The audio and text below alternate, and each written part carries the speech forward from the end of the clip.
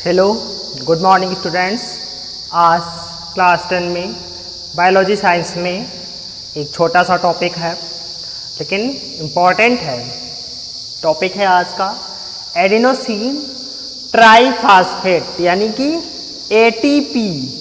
आप बहुत बार हर जगह लिखा हुआ देखते हो एटीपी। जब आपको सेशन पढ़ाएंगे उसमें आएगा। और भी एटीपी सुनते आते हो कि एटीपी क्या होता है। आपने पढ़ा है पिछली क्लासेस में माइटोकॉन्ड्रिया। तो माइटोकॉन्ड्रिया को कोशिका का जो है पावर हाउस कहा जाता है यानी कि विद्युत ग्रह। तो जो कोशिका के अंदर माइटोकॉन्ड्रिया कोशिकांग होता है, उस कोशिकांग में यानी माइटोकॉन्ड्रिया कोशिकांग में जो ऊर्जा संचित रहती है यानी जो ऊर्जा रहती है उसमें संचित रहती है, वो ऊर्जा की जो मुद्रा होती है एटीपी उसमें संचित रहती है। यानी कोशिकाओं की जो ऊर्जा है उसका जो आप कह सकते हो माप है वो एटीपी माप होता है। जैसे आप कई अलग अलग मापे पढ़ते हो। जैसे दूध को आप लीटर में मापते हो, दूरी को आप मीटर या किलोमीटर में मापते हो। उसी प्रकार से जो ऊर्जा की मापक इकाई है यानी कोशिकाओं में वो आपकी एटीपी होती है। यानी ऊर्जा को एटीपी में मापा जाता है कोशिका के अंदर। यानी ऊर्जा यानी कोशिका की जो मुद्रा है यानी मापक है जो वो एटीपी है। तो आइए देखते हैं क्या है कि कोशिकीय श्वसन के दौरान मुक्त हुई ऊर्जा को तुरंत ही एक ऊर्जा समृद्ध पदार्थ एटीपी के संश्लेषण में प्रयोग कर लिया जाता है। यानी जो कोशिकीय श्वसन होता है कोशिकाओं में, उस कोशिकीय श्वसन के द्वारा जो ऊर्जा निर्मुक्त होती है उस ऊर्जा का प्रयोग यानी तुरंत ही एक ऊर्जा समृद्ध पदार्थ यानी ये भी ऊर्जा से भरपूर पदार्थ है आपका एटीपी यानी एडिनोसिन ट्राइफॉस्फेट के द्वारा प्रयोग कर लिया जाता है अपने रिजॉल्वेशन में, संश्लेषण में। एटीपी को कोशिका की मुद्रा कहा जाता है। बस ये याद रखना है एटीपी क्या है। तो एटीपी कोशिका की मुद्रा है। ठीक है, तो दो लाइन में यहाँ पर बस ये समझना था एटीपी क्या होता है। तो एटीपी जो है वो कोशिकीय श्वसन के दौरान निर्मुक्त ऊर्जा को तुरंत ही एक समृद्ध पदार्थ यानी जो आपका एटीपी है में संश्लेषण कर लिया जाता है या संश्लेषण के प्रयोग में कर लिया जाता है। एटीपी कोशिका की मुद्रा है या एटीपी को कोशिका की मुद्रा कहा जाता है। अब एटीपी का निर्माण कैसे होता है ये बहुत इम्पॉर्टेंट है। तो आपको जो ये छोटा सा स्ट्रक्चर दिखाई दे रहा है कोशिका की मुद्रा यानी एटीपी, ये आपकी पूरी थ्योरी यहीं पर दी गई है। यानी पहली लाइन दी हुई है कि एडिनोसिन की राइबोज शर्करा से फास्फेट अणु के जुड़ने से एडिनोसिन मोनोफॉस्फेट बनता है। यानी कि एडिनोसिन मोनोफॉस्फेट बनता है, एएमपी बनता है।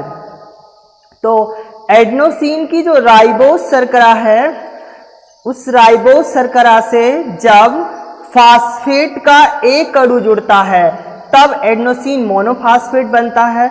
जैसे आप विज्ञान की भाषा में बायोलॉजी की भाषा में कई बार बताया है आपको, एक को मोनो, 2 को डाई, 3 को ट्राई और 5 को पेंटा, 6 को हेक्सा। इस प्रकार आप कई बार सुने हैं और पढ़े भी हैं। तो यहाँ पर जब आपकी पहली लाइन इसमें इम्प्लीमेंट किया कि एडिनोसिन राइबोज की शर्करा से जब फास्फेट का एक अणु जुड़ता है, ये एडिनोसिन राइबोज शर्करा है। इस राइबोज शर्करा से फास्फेट का एक अणु जुड़ा जिससे क्या हुआ एएमपी यानी कि एडिनोसिन मोनोफॉस्फेट निर्मित हुआ।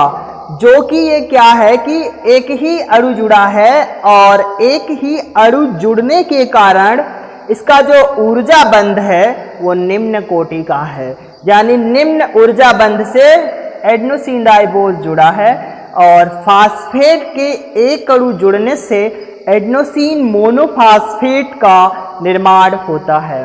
इसके बाद अगली लाइन, इसमें बने बंध में ऊर्जा संचित रहती है, यानी इसके बीच का जो ये बंध है इसको जो बॉन्डिस का काम करता है अर्थात बांधने का जो काम करता है उसमें निम्न ऊर्जा निहित रहती है, अर्थात निम्न ऊर्जा के द्वारा फास्फेट का अणु जुड़ा। इसके बाद इसे निम्न ऊर्जा बंध कहते हैं। इसके बाद फिर आगे देखिए AMP यानी एडेनोसिन मोनोफास्फेट में दूसरा फास्फेट ग्रुप जुड़ने से एडेनोसिन डाईफास्फेट यानी कि ADP बनता है। देखिए अब आ जाइए, ये राइबोज शर्करा थी, इसी राइबोज शर्करा से एक अणु जब फास्फेट का जुड़ा निम्न ऊर्जा बंध के साथ तो AMP एडेनोसिन मोनोफास्फेट का निर्माण हुआ। इसी मोनोफास्फेट के साथ जब फास्फेट का दूसरा ग्रुप जुड़ा, यानी फास्फेट का जब ये दूसरा ग्रुप जुड़ गया जिससे क्या बन गया, एडेनोसिन राइबोज शर्करा से ADP का निर्माण हुआ। ये एडेनोसिन राइबोज शर्करा है, इस एडेनोसिन राइबोज शर्करा से फास्फेट के बीच में कितने अणु जुड़ गए, 2 अणु जुड़ गए और 2 अणु जुड़ने के कारण ADP यानी कि एडेनोसिन डाईफास्फेट का निर्माण हो गया।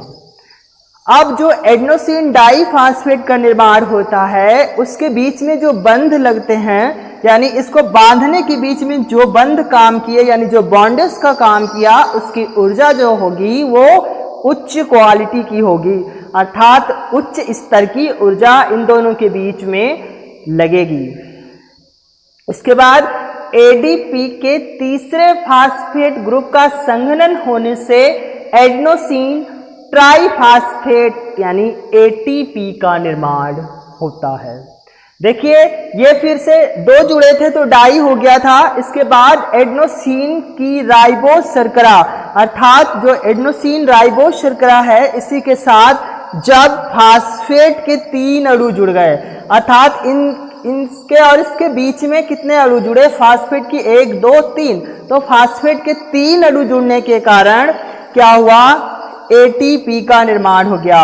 यानी एडेनोसिन राइबोज शर्करा से फास्फेट के 3 अणु जुड़ने से ATP यानी एडेनोसिन ट्राईफास्फेट अर्थात एडेनोसिन शर्करा के साथ में 3 फास्फेट के अणु जुड़े तो एडेनोसिन ट्राईफास्फेट का निर्माण हो गया, जिसे हम ATP कहते हैं। यानी इस और राइबोज एडेनोसिन राइबोज शर्करा और ATP के 3 अणुओं के बीच में उच्च ऊर्जा बंध काम करते हैं, अर्थात इसके बीच की जो ऊर्जा है वो उच्च ऊर्जा बंध है और उन्हीं उच्च ऊर्जा बंध के कारण राइबोज शर्करा से फास्फेट के 3 अणु जुड़े। तो ये इतना छोटा सा डायग्राम था और इस छोटे से डायग्राम में कोशिका की मुद्रा ATP एडेनोसिन ट्राईफास्फेट आसानी से समझ में आया। एक बार ये आपकी थ्योरी याद करने की आवश्यकता नहीं है, हमें बस ये आपका जो चित्र है ये आपको याद करना होगा, यानी डायग्राम बनाना होगा और इस डायग्राम से आप ये पूरी थ्योरी आसानी से लिख लोगे। फिर एक बार रिवाइज कर लेते हैं बहुत जल्दी में कि एडेनोसिन की राइबोज शर्करा से जब फास्फेट का एक अणु जुड़ता है तो एडेनोसिन मोनोफास्फेट का निर्माण होता है। तो राइबोज शर्करा और फास्फेट के बीच में जो ऊर्जा बंध काम करता है वो निम्न ऊर्जा बंध काम करता है क्योंकि उसके बीच में एक ही अणु फास्फेट का जुड़ा है। जब एडेनोसिन राइबोज शर्करा के साथ में फास्फेट के 2 अणु जुड़ जाते हैं तो एडेनोसिन डाईफास्फेट का निर्माण हो जाता है और एडेनोसिन राइबोज शर्करा और फास्फेट के 2 अणु के बीच में जो बंध काम करता है वो उच्च ऊर्जा बंध काम करता है, अर्थात राइबोज शर्करा और फास्फेट के 2 अणु के बीच में उच्च ऊर्जा निहित रहती है। इसी प्रकार जब एडेनोसिन राइबोज शर्करा यानी ADP के तीसरे अणु से ADP जब है ADP से तीसरे फास्फेट ग्रुप का संघनन होता है या ADP से तीसरा फास्फेट ग्रुप जुड़ता है तो ATP का निर्माण हो जाता है, यानी एडेनोसिन ट्राइफास्फेट का निर्माण हो जाता है। और राइबोज शर्करा एडेनोसिन की राइबोज शर्करा और फास्फेट के तीसरे अणु के बीच में उच्च ऊर्जा बंध काम करता है और अधिक मात्रा में ऊर्जा संचित रहती है। तो ये इस प्रकार था एडेनोसिन ट्राइफास्फेट का निर्माण किस प्रकार होता है, ये आसानी से आप समझ पाए। अब देखिए इसका उपयोग क्या होता है, यानी यूजेस क्या है, एटीपी का इस्तेमाल कहाँ किया जाता है। तो पहला है पेशियों के संकुचन में, यानी जो पेशियां हैं उनको संकुचित होने में एटीपी का इस्तेमाल होता है। दूसरा तंत्रिका आवेग के संचरण में, तंत्रिका जो हमारा न्यूरॉन सिस्टम है और संवेदी अंग, क्योंकि न्यूरॉन सिस्टम और संवेदी अंग किसी न किसी एक तरीके से संबंधित होते हैं, तो जो तंत्रिका आवेग के संचरण में, यानी जिस प्रकार से आपकी जो हमारे शरीर में कुछ तंत्रिकाएं हैं, जो नर्वस सिस्टम है उसमें आवेग काम करते हैं, यानी जैसे कांटा लगने पर दर्द का महसूस होना, गर्म छूते हाथ का दूर हट जाना, इस प्रकार के जब आवेग या झटके से चोट लग जाना, झटके से हाथ झटकना, चोट लगना, इस प्रकार के आवेग जो होते हैं उनको संचरण में जो है ऊर्जा की खपत होती है और वो ऊर्जा एटीपी के रूप में प्रयोग की जाती है। इसके बाद तीसरा प्रोटीन के संश्लेषण में, क्योंकि जो प्रोटीन का निर्माण होता है वो संश्लेषण के द्वारा होता है, तो प्रोटीन के संश्लेषण में तो एटीपी 3 प्रकार से हमारे बॉडी के लिए जो है फिजिकली मेंटली कह सकते हो इस्तेमाल होती है। पेशियों के संकुचन में मेनली जो है वो बॉडी के लिए होती है, शारीरिक रूप से ही। दूसरा तंत्रिका आवेग के संचरण में, तीसरा प्रोटीन संश्लेषण में। इस प्रकार आज का जो महत्वपूर्ण टॉपिक था एडेनोसिन ट्राइफास्फेट एटीपी समाप्त होता है। और आप इस स्ट्रक्चर को जरूर बनाना और इस स्ट्रक्चर्स के माध्यम से ही आसानी से आप एटीपी का निर्माण समझ पाओगे।